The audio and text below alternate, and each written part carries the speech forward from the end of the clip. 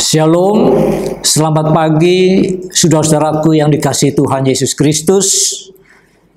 Kita bersyukur kepada Tuhan kita Yesus Kristus atas kasih karunia dan perlindungannya kepada kita sekalian. Di mana kita masih diberikan nafas, diberikan hidup di masa pandemi COVID-19 yang sampai hari ini belum mereda. Bahkan di kota kita, Jakarta, memegang rekor di dalam angka penularan COVID-19 sampai hari ini. Kita berharap bahwa PSBB bisa dilonggarkan atau bisa kemudian dicabut, di mana kita bisa hidup secara normal yang baru di dalam kehidupan kita. Kita juga patut bersyukur kepada Tuhan yang masih memberi kesempatan kepada kita sekalian untuk datang menghadap hadiratnya yang kudus, untuk berjumpa dengan Tuhan di dalam ibadah pada pagi ini, sekaligus kita akan ambil bagian di dalam sakramen perjamuan kudus. Untuk itu saya mengajak kita sekalian untuk bangkit berdiri dan kita mulai ibadah kita pada pagi ini.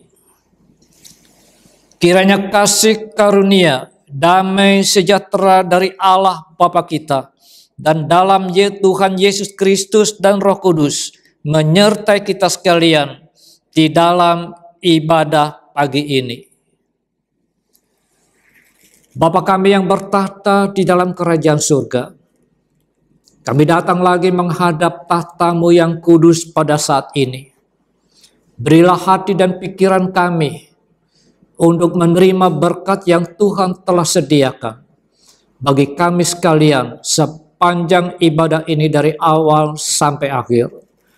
Roh Kudus yang ada di tengah-tengah kami, kiranya memimpin kami sekalian untuk memuliakan Tuhan, untuk menyembah kepada Tuhan di sepanjang ibadah dari awal sampai akhir. Dalam nama Allah Bapa, Yesus Kristus dan Roh Kudus, kami buka ibadah pagi ini. Haleluya, amin. Saudara, saya mengajak kita sekalian untuk memanjatkan pujian. Kasih setiamu yang kurasakan.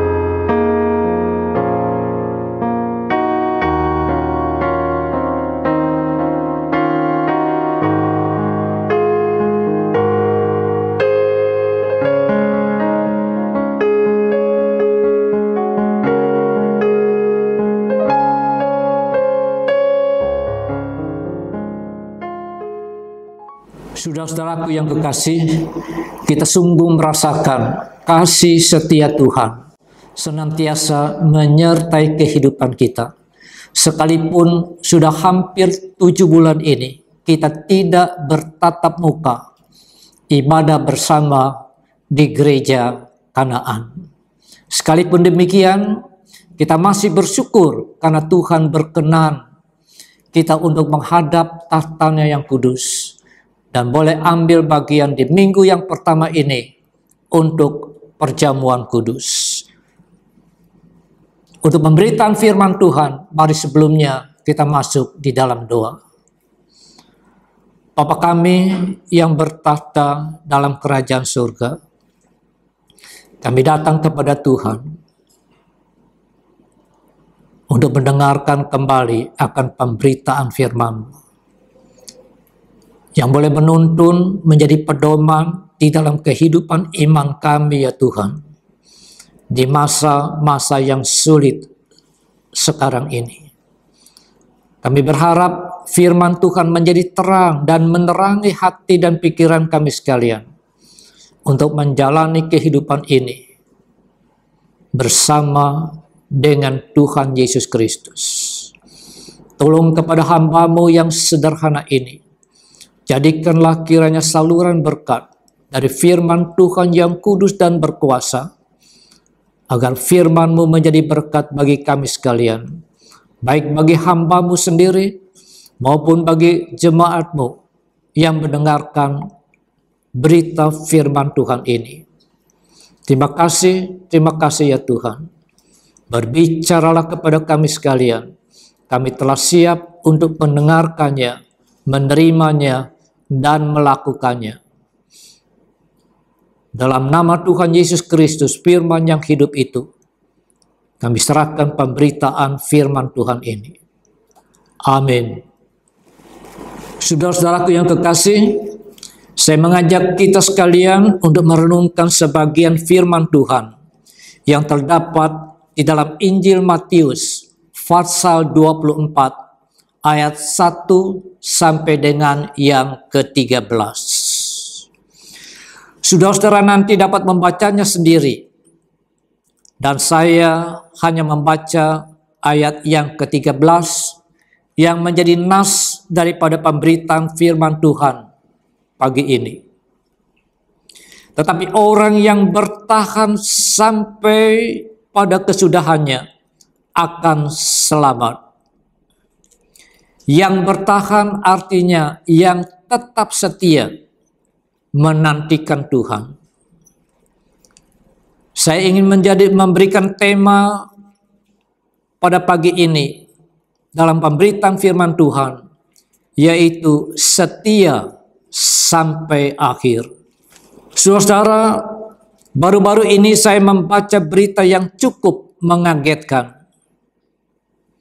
di mana ribuan gugatan cerai masuk ke pengadilan agama di Soreang. Berita tersebut sontak menjadi viral, apalagi disertai foto yang menunjukkan antrian warga yang hendak memasukkan gugat cerai tersebut.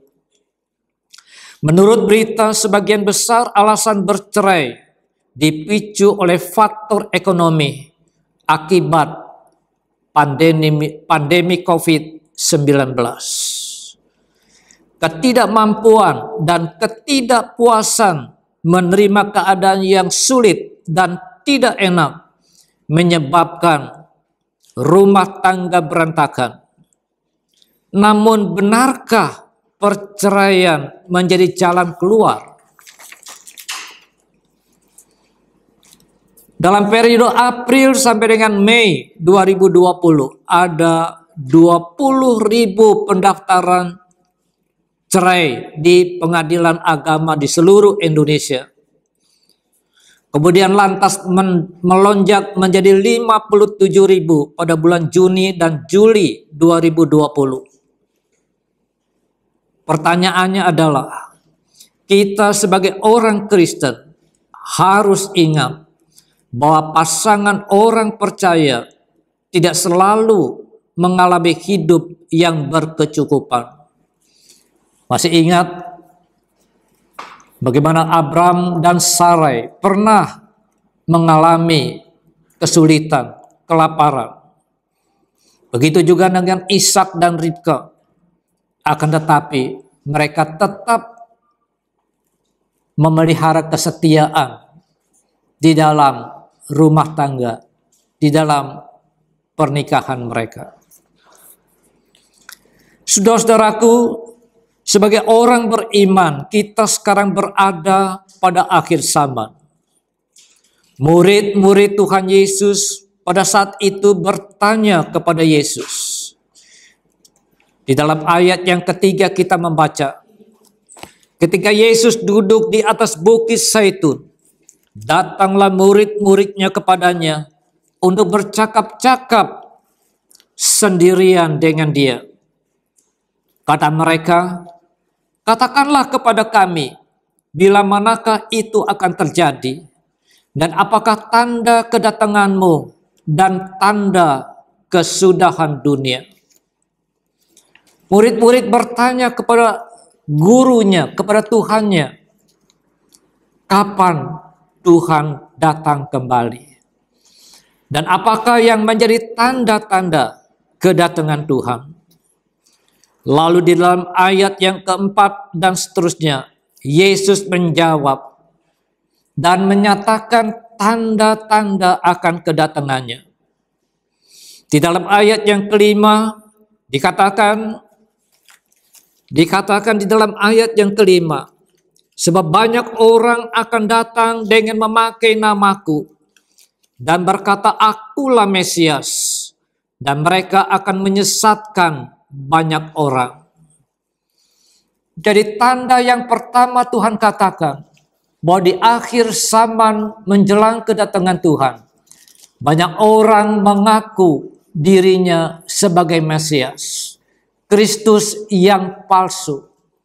Dan mereka menyesatkan banyak anak-anak Tuhan. Menyesatkan melalui pengajarannya anak-anak Tuhan, orang Kristen. Dan itu pernah terjadi dan sampai hari ini juga seringkali terjadi.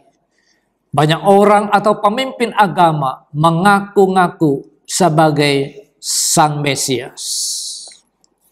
Itu tanda yang pertama. Lalu tanda yang kedua, yang Tuhan katakan di dalam ayat yang ke-6. Kamu akan mendengar deru perang atau kabar-kabar tentang perang. Namun berawas-awaslah, jangan kamu gelisah, sebab semuanya itu harus terjadi. Tetapi itu belum kesudahannya. Saudara, di mana-mana sejak zaman dulu, bangsa-bangsa, kerajaan-kerajaan saling berperang. Dan sampai hari ini, saudara, peperangan itu, permusuhan itu masih terjadi. Dan terus akan terjadi sampai kedatangan Yesus Kristus, Sang Raja Damai itu. Lalu tanda yang berikutnya adalah di dalam ayat yang ke-7 dikatakan, sebab bangsa akan bangkit melawan bangsa dan kerajaan melawan kerajaan. Akan ada kelaparan dan gempa bumi di berbagai tempat. Bangsa akan bangkit melawan bangsa. Artinya bangsa yang satu berperang, bermusuhan dengan bangsa yang lain. Dan kerajaan yang satu bangkit berperang melawan kerajaan yang lain. Kita ingat di dalam sejarah, di dalam perjanjian lama kita melihat bahwa Raja Nebukadnezar sebagai raja negara Babilonia atau Irak sekarang, kemudian dikalahkan oleh bangsa Persia. Dan bangsa Persia kemudian dikalahkan oleh bangsa Yunani. Kita masih ingat cerita Alexander the Great. Dan kemudian beralih kekuasaan kepada kerajaan atau kekaisaran Romawi. Saudara, sampai hari ini bangsa berperang melawan bangsa yang lain. Dan itu tidak akan berakhir sampai Yesus datang kembali. Kemudian dikatakan juga akan terjadi kelaparan dan gempa bumi di mana-mana. Termasuk saudara di negara kita di Indonesia. Suatu negara yang rawan akan bencana alam, gempa bumi yang tidak berkesudahan sampai Yesus datang kembali. Dalam ayat yang ke-8 dikatakan bahwa semua tanda-tanda itu baru permulaan dari kedatangan Tuhan yang kedua kali. Kemudian di dalam ayat yang ke-9, Yesus mengatakan tanda berikutnya, bahwa pada waktu itu kamu akan diserahkan supaya disiksa, dan kamu akan dibunuh dan akan dibenci semua bangsa oleh karena namaku. Saudara, sejak kekristenan itu lahir di dunia ini, maka sepanjang sejarah kekristenan itu selalu dihambat, dimusuhi. Di zaman kekaisaran Romawi, kaisar yang satu, kemudian diganti oleh kaisar-kaisar yang lain, selalu bertindak kejam terhadap orang-orang Kristen. Pada waktu pemerintahan Kaisar Nero, banyak orang Kristen yang dibantai, orang Kristen yang dikasih makan kepada binatang-binatang buas. Sampai hari ini, saudara, kekristenan itu dimusuhi. Kalau ada orang berpindah agama, masuk Kristen, maka ia akan dimusuhi oleh keluarganya, diusir, dicabut hak warisnya, dan kemudian diasingkan dari keluarganya. Saudara, demikian pula apa yang telah terjadi di negara-negara komunis. Sejarah mencatat bahwa banyak orang Kristen yang menderita, yang dipenjarakan, yang dianiaya, bahkan yang dihukum mati. Demikian juga di negara-negara Timur Tengah. Dan itu berlangsung sampai hari ini, saudara. Kekristenan dibenci. Jadi tidak heran, saudara, kalau kita sebagai orang Kristen dimusuhi, dibenci. Tetapi jangan kita membalas, memusuhi, dan membenci kepada yang memusuhi kita. Oleh karena itu adalah tanda yang Tuhan katakan menjelang akan kedatangannya. Lalu di dalam ayat yang 10 dikatakan bahwa banyak orang murtad. Murtad berarti meninggalkan Kristus dan kemudian percaya kepada yang lain. Dan itu terjadi sampai hari ini dan sampai hari kedatangan Tuhan. Orang menjadi murtad oleh karena dia takut dianiaya. Orang menjadi murtad oleh karena dia takut dikucilkan, diusir dari keluarganya. Orang menjadi murtad demi mempertahankan jabatannya. Dan itu terus akan terjadi sampai Yesus datang kembali. Lalu ayat yang ke-11 mengatakan bahwa akan banyak bermunculan nabi-nabi palsu. Jadi orang yang mengaku-ngaku dirinya nabi, utusan dari Allah, padahal Allah tidak mengutus dia dan menyebarkan ajaran-ajaran yang palsu yang menyesatkan orang-orang atau anak-anak Tuhan. Ayat 12 mengatakan bahwa kasih kebanyakan orang menjadi dingin, menjadi tawar. Itu terjadi di zaman sampai di zaman sekarang ini, saudara. Terlebih-lebih nanti pada waktu semakin dekatnya kedatangan Tuhan Yesus Kristus yang kedua kali. Maka dari itu kita sebagai orang Kristen, anak-anak Tuhan. Kita harus waspada, jangan sampai kasih kita terhadap saudara-saudara seiman terutama menjadi luntur, menjadi tawar hati. Dikatakan sekali lagi oleh Tuhan Yesus bahwa ini adalah baru permulaan. It's just the beginning dari kedatangan Tuhan Yesus Kristus. Sekarang saya mengajak kita membaca dari surat Wahyu, pasal yang ke-6, ayat 1 sampai dengan yang ke-17.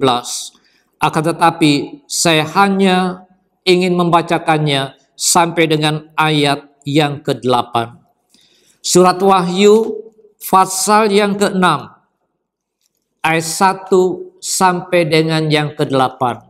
Nanti saudara membacanya sampai ayat yang ke-17 ya.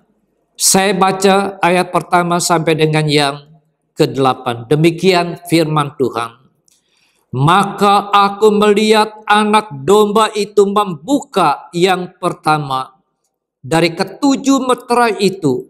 Dan aku mendengar yang pertama dari keempat makhluk itu berkata dengan suara bagaikan bunyi guru.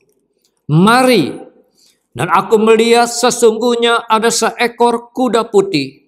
Dan orang yang menunggangnya memegang sebuah panah. Dan kepadanya dikaruniakan sebuah mahkota. Lalu ia maju sebagai pemenang untuk merebut kemenangan. Dan ketika anak domba itu membuka meterai yang kedua, aku mendengar makhluk yang kedua berkata, mari. Dan majulah seekor kuda lain, seekor kuda merah padam. Dan orang yang menungganginya dikaruniakan kuasa untuk mengambil damai sejahtera dari atas bumi. Sehingga mereka saling membunuh. Dan kepadanya dikaruniakan sebilah pedang yang besar. Dan ketika anak domba itu membuka meterai yang ketiga, aku mendengar makhluk yang ketiga berkata, mari. Dan aku melihat sesungguhnya ada seekor kuda hitam. Dan orang yang menungganginya memegang sebuah timbangan di tangannya. Dan aku mendengar seperti ada suara di tengah-tengah keempat makhluk itu berkata, secupak gandum sedinar dan 3 cupak jelai sedinar. Tetapi janganlah rusakkan minyak dan air anggur itu. Dan ketika anak domba itu membuka meterai yang keempat, aku mendengar suara makhluk yang keempat berkata, mari. Dan aku melihat sesungguhnya ada seekor kuda hijau kuning. Dan orang yang menungganginya bernama Maut. Dan kerajaan maut mengikutinya. Dan kepada mereka diberikan kuasa atas 1/4 dari bumi untuk membunuh dengan pedang dan dengan kelaparan dan sampar dan dengan binatang-binatang buas yang di bumi. Saudara yang dikasihi Tuhan, kita membaca di dalam ayat pertama dan yang kedua bahwa ada seekor kuda putih yang ditunggangi oleh seseorang yang juga berpakaian jubah putih. Saudara, kuda putih biasanya ditunggangi oleh seorang panglima perang. Pada zaman Kekaisaran Romawi, di dalam pawai atau parade kemenangan, sambil memakai jubah putih, dia memasuki gerbang kota Roma untuk menunjukkan bahwa ia telah menang di dalam peperangan. Siapa penunggang kuda putih itu? Saudara-saudara, dikatakan bahwa ia berjubah putih, memegang panah. Dan itu tidak lain adalah Tuhan kita Yesus Kristus. yang telah memenangkan peperangan melawan kuasa iblis, melawan kuasa maut pada waktu ia mati di kayu salib di Golgota. Saudara, kemudian kita membaca di dalam ayat yang selanjutnya, yaitu dalam ayat yang ketiga dan yang keempat. Dibukalah meterai yang kedua. Di sana dikatakan ada seekor kuda berwarna merah padam. Dan si penunggang kuda itu diberi kuasa untuk mengambil damai sejahtera dari atas bumi, sehingga mereka saling membunuh. Dan kepadanya dikaruniakan sebilah pedang yang besar. Apa artinya ini? Warna merah padam itu melambangkan darah. Dan itulah yang akan terjadi sebelum akhir zaman, sebelum Yesus datang kembali ke dunia ini. Yesus datang untuk yang kedua kali di awan-awan, di angkasa, untuk mengangkat jemaatnya. Saudara, peperangan demi peperangan telah terjadi di dalam perjalanan sejarah bangsa-bangsa di dunia ini. Dan sampai hari ini, saudara, peperangan dan permusuhan antar bangsa tidak pernah berhenti. Dikatakan bahwa orang melawan orang, semua orang melawan semua orang, saudara melawan saudara, tetangga melawan tetangga, orang tua melawan anak, anak melawan orang tua. Ini pernah dinubuat oleh Nabi Yesaya. Dalam Yesaya 19 ayat yang kedua, firman Tuhan mengatakan, Aku akan menggerakkan orang Mesir melawan orang Mesir, supaya mereka berperang, setiap orang melawan saudaranya, dan setiap orang melawan temannya, sesamanya, kota melawan kota, kerajaan melawan kerajaan. Saudara-saudara, ini yang telah terjadi dalam perjalanan sejarah manusia dan masih terjadi dan akan terjadi. Kita rasakan sendiri, saudara, di negara kita Indonesia. Satu kampung bisa berperang melawan kampung yang lain hanya karena persoalan yang sepele. Orang tua melawan anaknya, bahkan membunuh anaknya. Dan anak tega membunuh orang tua kandungnya. Kita membaca di surat kabar, di media massa. Ini terjadi tidak jauh, saudara, di negara kita sendiri. Belum yang namanya tawuran antar anak-anak sekolah. Ya sekarang di masa pandemi, anak-anak belajar di rumah. Tetapi kita tahu bahwa tawuran sering kali terjadi antar anak-anak sekolah. Dan juga penyebabnya hanya sepele. Saudara, dengan berkembangnya media sosial, kita melihat banyak orang yang intoleran hanya karena beda keyakinan, berbeda agama. Hoaks, kebencian ditebarkan melalui media sosial. Dan ini terus terjadi sampai Tuhan datang kembali. Kemudian di dalam ayat yang kelima dan yang keenam, dikatakan dibuka meterai yang ketiga, dan tampaklah seekor kuda berwarna hitam. Warna hitam adalah tanda kematian atau maut. bukan sekedar kematian biasa yang wajar, tetapi yang disebabkan oleh sesuatu yang sangat memprihatinkan di dalam kehidupan manusia. Dikatakan di sini, saudara, di dalam ayat ini, secupak gandum berharga 1 dinar. Apa artinya, saudara? 1 dinar pada waktu itu adalah upah seorang bekerja selama 1 hari. Kalau zaman sekarang, kalau kita memanggil tukang bangunan, itu sekitar 150.000 sampai 250.000. Dengan uang sedinar, saudara, itu hanya bisa membeli bahan makanan, secupak gandum atau jelai. Apa artinya secupak di sini? Itu adalah ukuran takaran, hanya untuk makan 1 hari.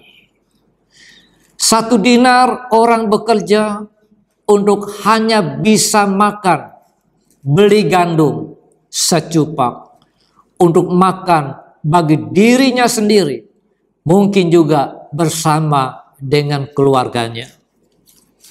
Jadi, saudara, bahan makanan akan menjadi sangat tinggi harganya, dan hanya orang-orang yang kaya, yang banyak uang, bisa makan kenyang. Sedangkan orang-orang miskin seringkali menderita kelaparan. Jurang antara orang kaya dan miskin, atau gap, semakin lama semakin melebar. Dan ini yang telah terjadi dan yang masih akan terjadi menjelang kedatangan Tuhan yang kedua kali. Lalu meterai yang keempat, ayat 7 dan 8. Dikatakan di sana ada seekor kuda yang berwarna hijau kuning. Saudara, warna hijau kalau dicampur dengan kuning itu akan menghasilkan warna yang pucat atau pudar. Itu di dalam bahasa Yunaninya memang dikatakan pucat, warna yang pucat. Nanti saudara coba sendiri, kalau ada warna cat hijau dicampur dengan warna kuning, itu akan menghasilkan warna yang bagaimana? Coba nanti dipraktekkan, saudara. Pada pembukaan meterai yang keempat, ada kejadian yang sangat mengerikan. Maut atau kematian ditebarkan melalui perang. Perang dunia pertama, sekian juta manusia mati. Perang dunia yang kedua, diperkirakan lebih dari 20 juta manusia mati di dalam perang tersebut. Maut ditebarkan melalui peperangan dan juga melalui kelaparan. Dan yang paling hebat adalah oleh wabah penyakit sampar. Penyakit sampar di sini pada zaman itu adalah penyakit yang sangat mematikan. Dikatakan bahwa 1/4 dari penduduk bumi akan mati. Penduduk dunia sekarang ini ada berapa miliar? Lebih dari 6 miliar. Kalau 1/4-nya berapa, saudara? Barangkali 1,5 miliar lebih. Kalau kita membaca dalam Perjanjian Lama, kelaparan dan sampar selalu menggambarkan tentang hukuman Tuhan Allah kepada manusia, di mana Allah menjatuhkan hukuman ketika manusia tidak adil, ketika manusia kejahatannya sudah tidak bisa lagi diampuni karena sudah mencapai puncaknya, di mana keadilan dan kejahatan manusia sudah sampai pada ambang batas yang tidak bisa lagi diampuni oleh Tuhan. Demikian saudara gambaran di dalam surat Wahyu. Apa yang akan terjadi di akhir zaman nanti menjelang kedatangan Tuhan Yesus Kristus yang kedua kali. Judul dari surat Wahyu ini dikenal sebagai 4 penunggang kuda yang dikatakan di dalam kitab Wahyu. Maka dari itu saudara, kita merasakan barangkali COVID-19 ini adalah merupakan hukuman dari Tuhan. Setelah melihat kejahatan manusia yang telah mencapai puncaknya, yang tidak bisa lagi diampuni oleh Tuhan. Ketidakadilan, keserakahan manusia, kejahatan manusia semakin menjadi-jadi. Dan terpaksa Allah yang Maha Kasih, tetapi juga Maha Adil itu menjatuhkan hukumannya ke atas manusia. Maka dari itu, saudara-saudaraku yang kekasih, marilah kita bersama-sama di dalam masa yang sulit penularan pandemi COVID-19 ini. Marilah kita tetap setia sampai akhir. Janganlah iman kita menjadi goncang. Janganlah kita dikuasai oleh ketakutan, dikuasai oleh kekhawatiran, dikuasai oleh maut. Karena kita percaya dengan iman bahwa Tuhan sanggup melindungi kita sekalian. Dan Tuhan mau agar supaya kita tetap setia kepadanya. Setia sampai kapan? Setia sampai akhir. Barang siapa yang tetap setia sampai kepada kesudahannya, ia akan selamat. Demikianlah firman Tuhan. Mari kita berdoa. Bapa kami yang bertahta dalam kerajaan surga, terima kasih buat pemberitaan firman-Mu ya Tuhan pada pagi ini, yang boleh kiranya mengingatkan kepada kami sekalian pesan Tuhan kepada kami sekalian melalui firman-Mu. Kami sungguh menyadari ya Tuhan bahwa semua tanda-tanda kedatangan Tuhan telah digenapi. Ajar kami tetap setia, waspada, berjaga-jaga untuk menantikan kedatangan-Mu yang kedua kali ya Tuhan. Ajar kami tetap setia, berpegang kepada firman-Mu. Sekalipun kami merasakan berbagai kesulitan di pandemi COVID-19 saat ini. Tetapi kami tahu, kami yakin bahwa Tuhanlah yang memegang kendali. Maka dari itu kami senantiasa mohon kepadamu, lindungi oleh kuasa darah Yesus Kristus, agar kami ya Tuhan senantiasa diberi imunitas menghadapi COVID-19 ini. Meteraikanlah kiranya firman-Mu ini di dalam hati dan pikiran kami sekalian, agar supaya kami diberi hati yang rindu untuk menyambut kedatangan Tuhan yang kedua kali. Dalam nama Tuhan Yesus Kristus kami berdoa. Amin. Baik saudaraku yang kekasih, setelah kita diberkati oleh firman Tuhan, mari kita siapkan hati kita semua untuk ambil bagian di dalam perjamuan kudus. Saya harap roti dan air anggur telah disiapkan oleh saudara-saudara sekalian. Pertama-tama saya ingin membaca dari 1 Korintus pasal yang ke-10 ayat 14 sampai dengan 17 tentang perjamuan kudus. Karena itu, saudara-saudaraku yang kekasih, jauhilah penyembahan berhala. Aku berbicara kepadamu sebagai orang-orang yang bijaksana. Pertimbangkanlah sendiri apa yang aku katakan. Bukankah cawan pengucapan syukur yang atasnya kita ucapkan syukur adalah persekutuan dengan darah Kristus. Amin. Bukankah roti yang kita pecah-pecahkan adalah persekutuan dengan tubuh Kristus? Karena roti adalah satu, maka kita sekalipun banyak adalah satu tubuh, karena kita semua mendapat bagian dalam roti yang satu itu.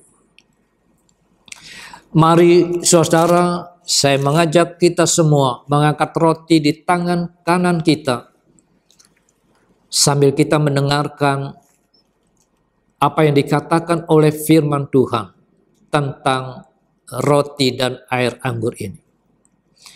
Sebab apa yang telah kuteruskan kepadamu, telah aku terima dari Tuhan, yaitu bahwa Tuhan Yesus pada malam waktu ia diserahkan mengambil roti, dan sesudah itu ia mengucap syukur atasnya. Ia memecah-mecahkannya dan berkata, inilah tubuhku yang diserahkan bagi kamu. Perbuatlah ini menjadi peringatan akan aku. Ambillah, makanlah, kata Tuhan Yesus.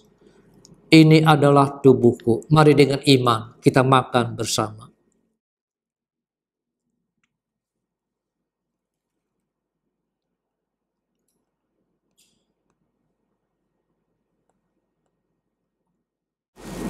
Mari kita mengangkat cawan bersama.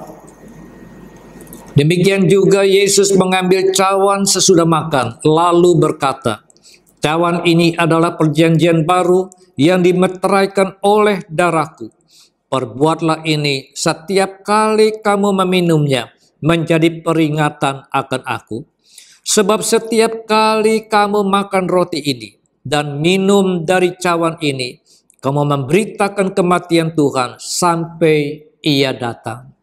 Mari dengan iman kita minum.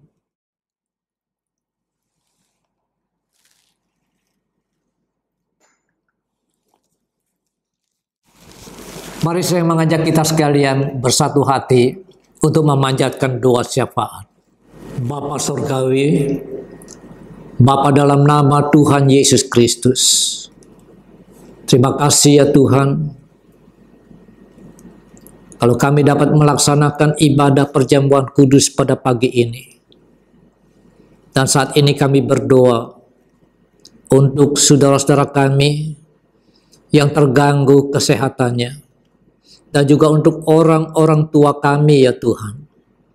Kami sebut orang tua kami, Oma Ridwan ya Tuhan, dalam usianya yang telah begitu lanjut. Kiranya senantiasa Tuhan memberikan damai sejahtera dan sukacita. Berkati dengan kesehatan kepada Oma kami ini ya Tuhan. Berkati kepada anaknya Ilyas dan juga Wira yang mendampingi, dan juga suster yang merawat Oma. Berikan kesabaran, berikan ketekunan kepada mereka, agar mereka melayani, mendampingi dengan kasih yang dari Tuhan. Ya Tuhan, berikan senantiasa damai sejahtera dan juga kesehatan kepada Oma kami ini ya Tuhan. Kami juga berdoa untuk orang tua kami, Mama dari Susi, Mama dari Lulu, Mama dari Lunglung, dari Lingling. Ya Tuhan, kami berdoa, mohon kiranya kasih karunia keselamatan yang dari Tuhan boleh terjadi atas mama kami ini ya Tuhan di hari tuanya. Ya Tuhan, anugerahkan dengan keselamatan yang kekal. Bukakan mata hati rohani mereka ya Tuhan, agar supaya melihat dan percaya kepada Yesus Kristus sebagai Tuhan dan Juru Selamatnya. Ya Tuhan, kami berdoa juga untuk saudara-saudara kami yang sakit. Tuhan, Engkau mengenal domba-dombamu secara pribadi, dan Tuhan tahu juga akan segala kebutuhan mereka. Mari Yesus, lawat kepada mereka, jamah dan sembuhkan, berikan berkat kesehatan ya Tuhan. Kami berdoa untuk keluarga besar Jemaat Kanaan. Ya Tuhan, kami berdoa mohon kiranya darah Yesus Kristus menutup kami semua, membungkus kami semua, sehingga kami boleh diberi imunitas menghadapi virus corona yang berbahaya ini. Kami berdoa untuk pemerintah, mulai dari presiden dan juga pejabat-pejabat yang lain yang Tuhan percayakan menyelenggarakan pemerintahan di negeri ini. Beri bijaksana, beri hati yang takut kepada Tuhan, dan biarlah menjadi pemerintah yang melayani akan kebutuhan masyarakat dan bangsa kami. Kami berdoa ya Tuhan untuk para dokter, tenaga medis yang menjadi garda yang terdepan ya Tuhan untuk melayani pasien-pasien yang tertular oleh COVID-19 ini. Berikan ya Tuhan ketahanan kepada mereka, dan berkati di dalam pelayanan mereka ya Tuhan yang tidak mengenal lelah. Dan Tuhan memberkati juga para tenaga medis ini dengan kesehatan yang dari Tuhan. Terima kasih ya Tuhan. Dalam nama Tuhan Yesus Kristus kami berdoa. Haleluya. Amin. Baik saudaraku yang kekasih, setelah kita diberkati oleh firman Tuhan, marilah seperti biasa setiap minggu pertama setiap bulan kita membawa korban persembahan perpuluhan kita kepada Tuhan. Biar saudara memasukkannya di dalam amplop masing-masing yang telah disiapkan, dan nanti boleh ditransfer ke perbendaharaan Jemaat Kanaan.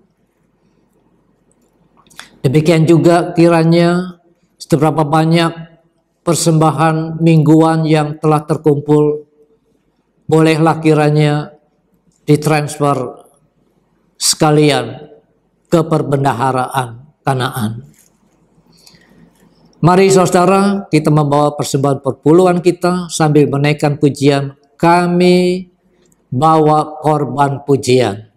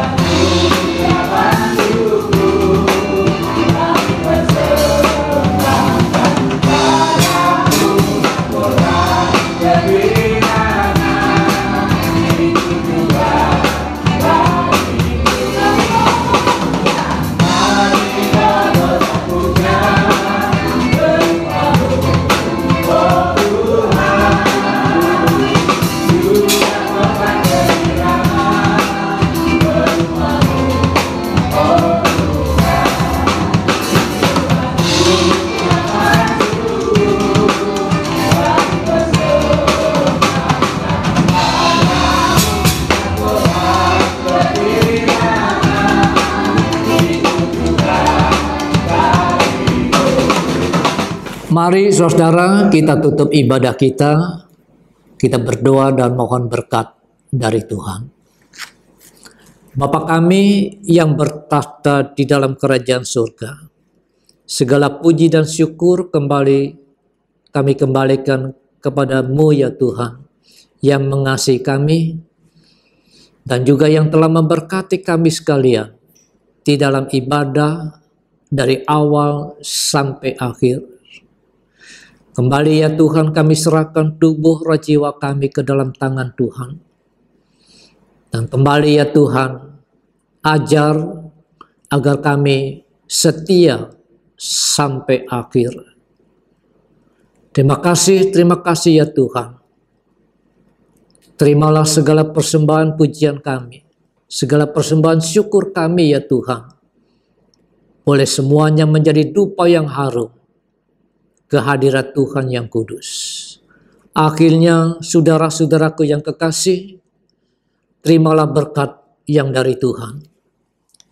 Kiranya kasih dari Allah Bapa kita yang kekal, anugerah Tuhan kita Yesus Kristus, persekutuan dan kuat kuasa Roh Kudus menyertai kita sekalian, mulai saat ini bahkan sampai Maranatha. Ya Tuhan, datanglah. Bapa, terima kasih.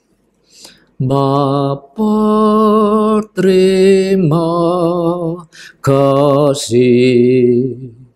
Bapa, terima kasih.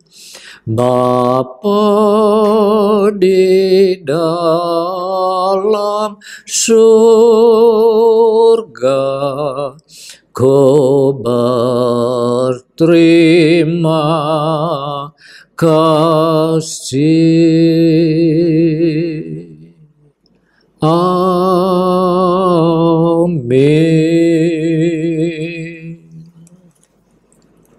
Ibadah telah selesai.